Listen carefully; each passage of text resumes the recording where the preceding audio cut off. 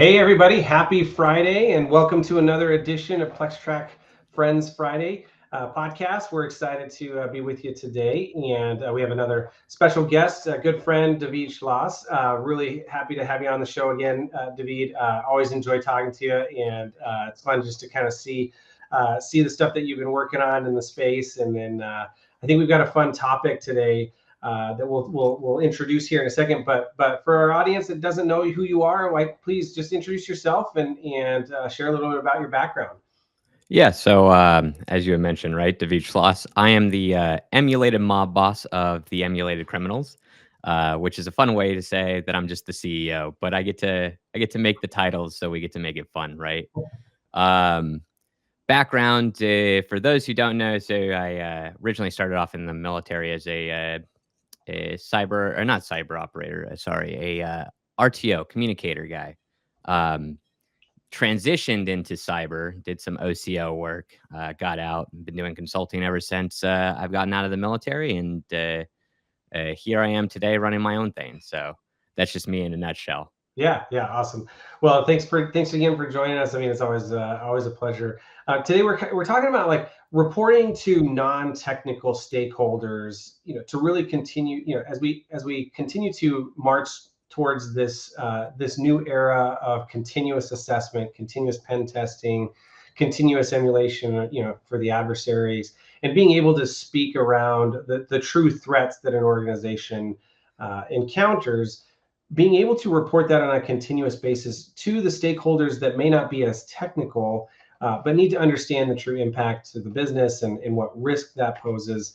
So I think it's a really interesting topic, and I know we're going to have fun riffing on it here today. But I'd love to hear from you, kind of in your words, like what do you think the problem is? Like, let's start with, like, what is the problem statement? Yeah, so I think the biggest issue, especially right now as we move into that more continuous aspect, is we're still focused only on the technical, which the leaders that we have in place that are in charge of cybersecurity in general tend to be non-technical, right? So we will push up a report in a red team or a pen test, even at the lower end of vulnerability management, right? Where it's just nothing but vulnerabilities. There's a small, short executive summary, which is fine, but usually far too long, even for an executive to read. And then it's far too technical for an executive to read. And so all they get stuck with is this: hey, we got 40 vulnerabilities, 2 criticals, 4 highs, and the rest mediums, right? It's like, what does that mean? Really, to them, they don't understand. And so the big issue that we've run into is cyber in today's age is still looked at as a cost, not a cost saving activity. Right.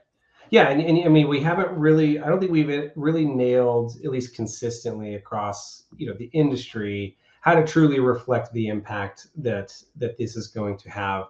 And I think we're still kind of caught up in some of the old ways of, hey, like you said, hey, we've got all these issues. We're trying to prioritize the most critical ones, but what does that mean, right? And I think we're seeing a little bit of a shift, in the industry today, which is a good thing in my opinion. And I think this is something that we've all been trying to kind of push towards, is like, especially as penetration testers, because, like, back in my day, it's like I couldn't, I may get in trouble with this, but I couldn't care less if your PCI. This was like, back in, the early 2010s or whatever. It's like, I couldn't care less if you're PCI compliant. What's going to get you Yeah. breached, right? Like, I mean, like, it doesn't mean a whole. I mean, it's good that you've got those certifications, and same with, like, same with the things that we do, like SOC 2 and stuff. But that still should not be any kind of, assurance that you're still going to be able to avoid a breach. And so really being able to continue to focus on, hey, what are those things that actually lead to compromise? Right. And I think that's a big, I guess, what would you call it? Like a pain point when you look at traditional reporting, right? A critical in offensive security tends to get overinflated. Let's be honest here. A lot of Right. times people will say, "Hey, this is a critical. It's eternal blue." And you're like, "Yeah, that's bad. It's a critical in CVSS scoring, sure, because of the severity of what it can get you. But is it a critical to the business?" Right. A lot of times when I see eternal blue on a network, I usually don't even go after it because it usually goes to a device like a CNC router or some device that is unmanaged, or autonomous, but it's not on the domain. So it's like, all right, cool. I could go after that and I can get local admin, but what does that give me? It doesn't give me anything. It doesn't give me the ability to privilege escalate throughout the domain. It doesn't give me the ability to laterally move within the domain. So our severities that we're putting forward are usually in the wrong context, in the wrong impact. Um, which to your point is like, how do you actually showcase what is the most realistic and relevant threat to getting breached for this client today, Yeah. right? So it's like, how do we get there? Because sometimes risk ratings are a little bit weird, right? With CVSS, especially if we want to follow CVSS, it's almost always entirely focused on like, what is the level of permissions that you can get at the end and how simple is the exploit, Yeah. but it doesn't bring in like contextual impact to the Right. business.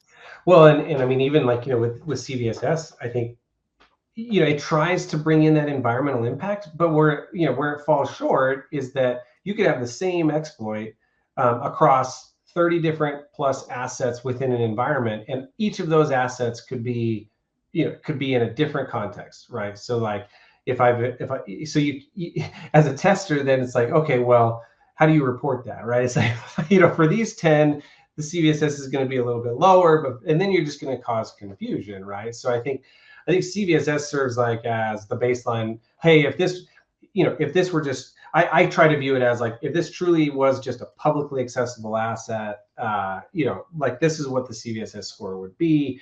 But then you have to actually try to provide more context within the business itself. Yeah, I find that mixing risk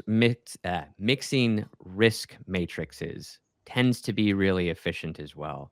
Yeah, Like, I have no problem with CVSS when we talk about vulnerability specific issues, but when we're doing a pen test, or more colloquially, when we're doing a red team, um, vulnerabilities are not the basis of findings. right. I think we get a little confused a lot of times because we get used into that pen testy vulnerability management Yeah, kind of ideology. yeah, But like, the basis of an observation or a finding is a security impact, um, that directly affects the integrity, right? Like, I think that piece is really important. And so when you only focus on CVSS, it's like you can't define your finding that way. You can't define your observation that way. But if you take CVSS, and if there is a vulnerability associated, and add something like Dread or Stride or any of those other risk matrices, then you start to get a little bit more of the impact beyond just the vulnerability itself. But I right. think the bigger issue is that most of these organizations, I don't know if you still see this, but I mean, for us, it's like whenever we get requests, it's always like, hey, your risk ratings need to be in CVSS. And it's like, okay, fine, but that's not really relevant to what you're asking me here. Right. Yeah. No, yeah. I think, well, and this is kind of like, I think what begged the topic is like, there's just still not a solid way that organizations have found to do this. I think some of the more mature ones truly, yeah, and this is kind of where I think we want to lead the conversation, is like, mature organizations sit down with all the stakeholders and they say, and they map out for themselves, this is how we're going to score and rate findings. Because I think you highlighted it, eloquently, in terms of, you got vulnerabilities that come from scans and could have a CVSS rating, but then you've got a lot of findings that are more like, hey, configuration issues, or different policies that are in place that affect the impact of the findings. So sitting down with the stakeholders and truly everybody agreeing, like, this is how we're actually going to communicate our risk and the impact that it has on our security posture and what the risk is to the business. Yeah. No, I think this is kind of what we were jiving on earlier, where we were talking about trying to bring the financial impact into the context, Yeah. right? Like, to your point before, right? It's really hard for us to come in and say definitively, like, this is what it's going to cost you. If we were a real threat actor, it would have cost you $5 million in potential financial impact. Um, mainly because it's like the sources that we can use and we can cite may be reliable, but we're not, big data. We're not big business. Mhm. Um, so like I know from us, from our perspective, like we use the IBM cost of a breach pretty extensively on Mhm. communicating that financial impact. Mainly because the people that we're talking to are the CROs, the CFOs, the chief legal officers. It's if we do have a CISO, then we can have that technical conversation because they're going to be technical, but they still need something to bring up to their boss, which is usually the CFO, CRO, maybe the CEO if they're lucky, and showcase like, okay, here's where this value is being derived from. Like, if this was a real attack, this is what it would have cost us. Yeah. Um, and I find that using something like IBM or one of these other big, large organizations, CrowdStrike included, or even Verizon's threat intel reports, right? They all come out with cost figures. Like, what is the average Right. cost of records? What is the average cost of breaches? What is the average cost of X, Y, Z? And it's like now we can start to use that into the conversation, Yeah. um, which we've found is pretty important, but it's also not something that many people feel comfortable using. Right. Yeah, and I think that those are good kind of like, baseline numbers to say like, hey, this in general, this is what the world is, and that those are again, those are things that are getting reported, right? Who knows, how much is actually being, just paid out, or ransomware payments. I think, I have a friend that, was former CrowdStrike, that kind of said like, hey, the bare minimum of like an engagement that they would do for like something like a business email compromise is something like 8 grand, right? So like if you're a small or mid-sized business, that's something you kind of want to be able to like put into perspective of like, hey, if we don't invest in security, then this is what it could cost us if basically when this happens, right?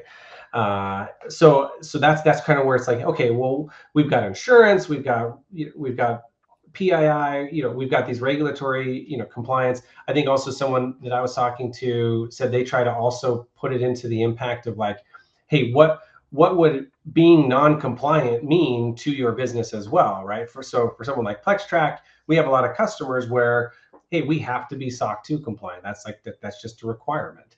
And so we do that to show that we are diligent and continue to stay on top of security. But if something happened to where we would put in jeopardy our SOC 2 compliance, that would also put in jeopardy a lot of our contracts, right? So those are the kinds of conversations I think that people need to start being able to have at the from the technical side, to be able to translate that into some of that risk. Yeah, no, I think that's all fair points. I never thought of compliance as an impact either, but I mean it is, right? Like today we're so focused on SOC 2, ISO 27001. What else you got? You got the new FDA if you're a med device. So yeah, I mean you could be losing out on a lot of money. But I think that the difficult part there would require the team to have a better understanding of the financial Right. portfolio of the client, Yeah. but that is something that should be kind of discovered and managed through a continuous service, right? Yeah. Like, you shouldn't, as a pen test team or a red team that's continuous, you shouldn't just be thinking as a client as any other in whatever industry they're working in. Right. Um, they're all unique, Yeah, right? and So being able to help, and maybe as like, as a third party, you're not necessarily going to be privy to all the contracts and things like that, but you can at least state like, hey, tell the CISO, tell the security director, these are some things that you could actually, these are some tools that you could actually go use to say like, in addition to what we've reported, they can now take that and say, put it into their context from, hey, this impacts SOC 2 compliance. So you go translate what that could affect, either how many contracts or how much revenue that could potentially put at risk as well, right? So yeah, no, I like that. That's actually I may start adding some of that compliance items into our reporting. I think that'd be good. yeah, yeah, yeah. No, But I think, I mean, the other end of that line for financial impact, and you kinda mentioned it earlier with smaller businesses on being able to understand, like, uh, what is their appetite to be able to survive.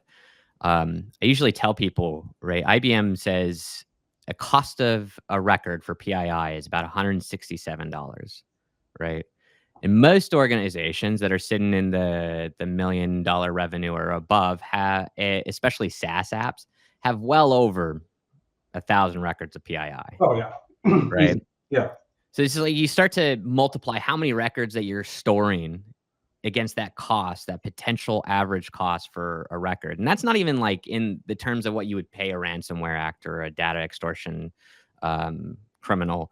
It would be that's the impact to the business in which you're paying for recovery, you're paying for IR, for protection of the individual's identity.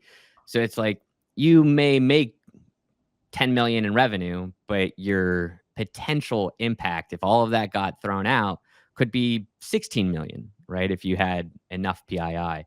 And so now you're talking, what is your risk appetite? Are you willing to risk not spending money into protecting those assets and potentially going defunct because there's nothing you can really do, right?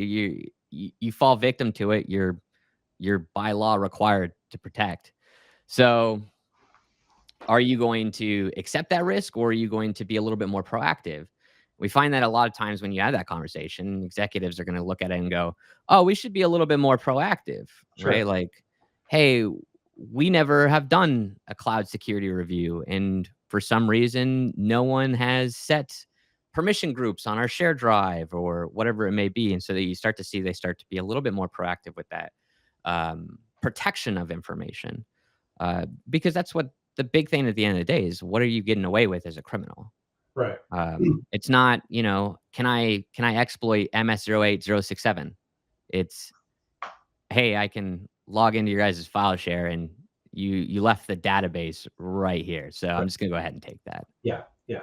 Yeah. And I think that that kind of comes back to kind of like the story of making sure that the technical stakeholders sit down with the non-technical stakeholders and truly everyone starts to agree on like this is how we're going to actually communicate risks so that everybody's clear on the impact that these things are going to have in the environment. Whether it's, hey, the loss of data from a PII perspective, to ransomware on like some critical servers or critical assets that impact revenue, or being able to produce whatever widgets you're doing, right? And so that's where it's like context becomes so critical. And I think from the technical side, truly narrowing down, hey, what are the findings, what are the vulnerabilities, what are the TTPs that are actually going to lead to that form of a breach, right? Yeah, no, I mean, from the beauty about the technical side for us is that, like, if you're a CISO, you're a paranoid person. Like, that's just the fact of it, Yeah. right? Actually, if you work in cyber, you're probably paranoid a little bit Yeah, that's anyways. in So, general. there's no getting around it. Yeah. So it's like communicating that risk over to those guys is relatively easy. I think the difficult part is like their job tends to be, is it a problem with the people, the process, or the tooling? Right? And Right. understanding where the gaps exist can help play into what are they asking for when they go up to their execs, right? If you can outline that the tool set might be wonderful, you have all the best tools out there and um, they're going to miss things. Tools always do. It's kind of the nature of the game. Um, but say it's reporting to a SIM, but your people can't respond to it. So how do you communicate that appropriately within your reporting to which you're outlining that it's not a tools issue. It's a you Right. don't have enough people issue, which Yeah. tends to be a very, very common issue, Yeah. especially within industry, where it's like, oh, we're spending 5-6 million on tools, but we're only spending 1 million on people.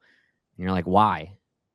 Right? Sometimes you may need to balance that out, and your reporting can really showcase where that tool or people difference is based on the communication that you have throughout the engagement.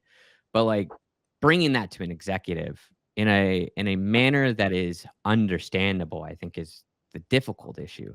Right. I don't know of a really good way. Like we have our own I guess you can call it like an observable framework based around like what we see and what gets reported because it's all communicative.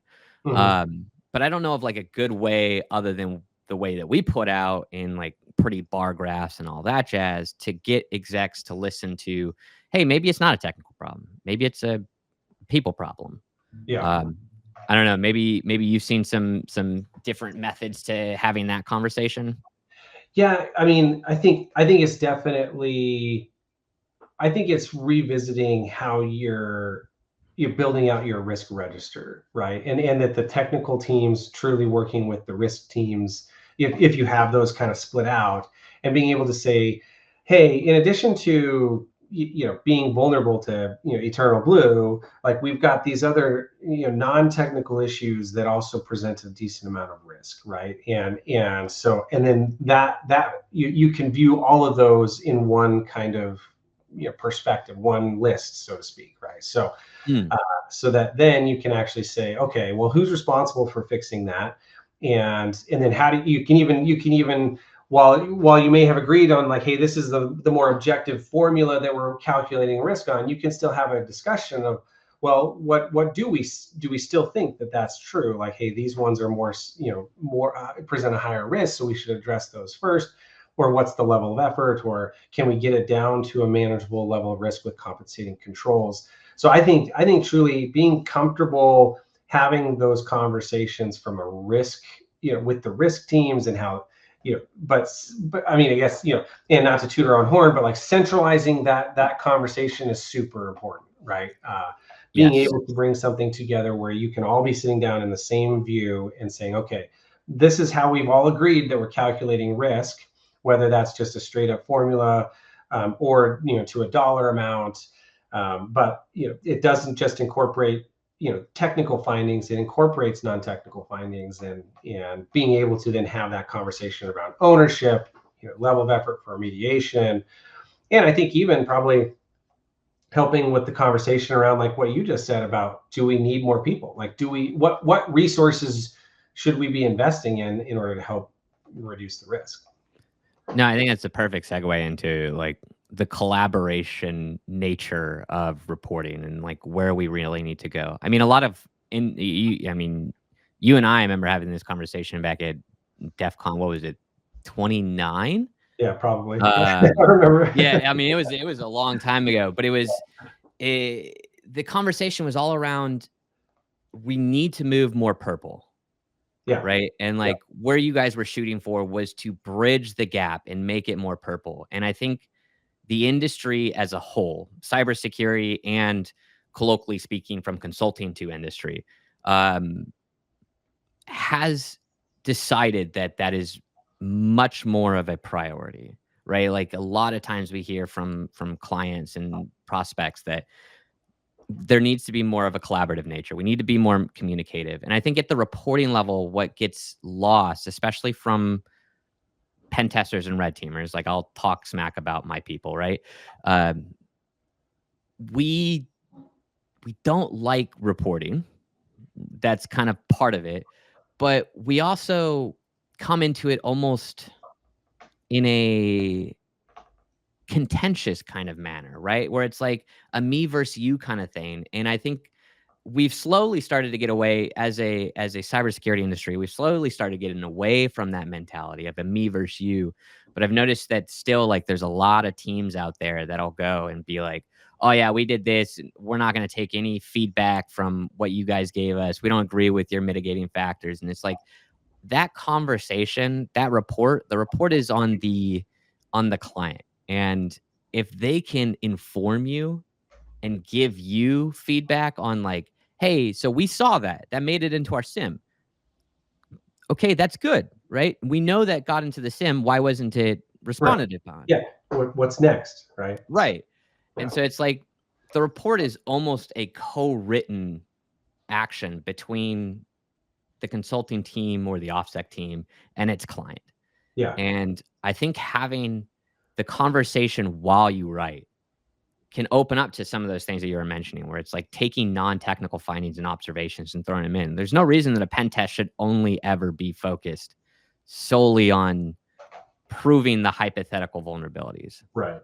Yeah. And while I think we've got a long ways to go, I think we've become more like, I think there's people that are more aware of, hey, it's not just, can I do all the cool hacky stuff and get in and then here's the report, good luck. It's truly, what is the mission that everybody's on? Like, you're paying us not only to bypass your defenses, but also help you understand what you can do to mitigate that in the future, like to stop me, from being able to do that next time. And so I think anybody that's, in the report, on the reporting side, you should come at it from that perspective of like, okay, if I was the customer, what would I want you to be telling me? Right? It's like, what kind of information am I looking for?